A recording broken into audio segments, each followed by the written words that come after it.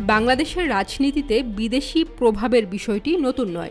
দেশের মানুষ জানেন, যখনই নির্বাচন ঘনিয়ে আসে বা রাজনৈতিক টানাপোড়েন বাড়ে, তখনই বিদেশি কূটনীতিকদের আনাগোনা বেড়ে যায় অস্বাভাবিকভাবে। রাষ্ট্রীয় অতিথিশালায়, রাজনৈতিক নেতাদের বাসভবনে, এমনকি বিভিন্ন সামাজিক অনুষ্ঠানে তাদের উপস্থিতি হয়ে ওঠে চোখে পড়ার মতো।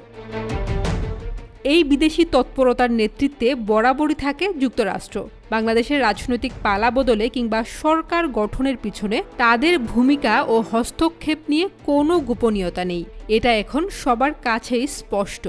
বাংলাদেশের রাজনৈতিক নেতাদের বিষয়ে তারা কিভাবে চিন্তা করে, কেমন মূল্যায়ন করে, তার একটি লিখিত প্রমাণ পাওয়া গেছে উইকিলিক্স প্রকাশিত মার্কিন দূতাবাসের গোপন তার বার্তাগুলোতে।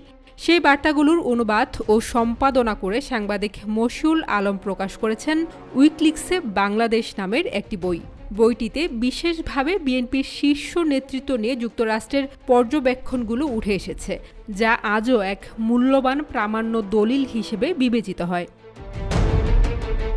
খালেদা জিয়া সম্পর্কে মার্কিন দূতাবাসের যে পর্যবেক্ষণ, তা জটিল এবং একই সঙ্গে সমালোচনামূলক।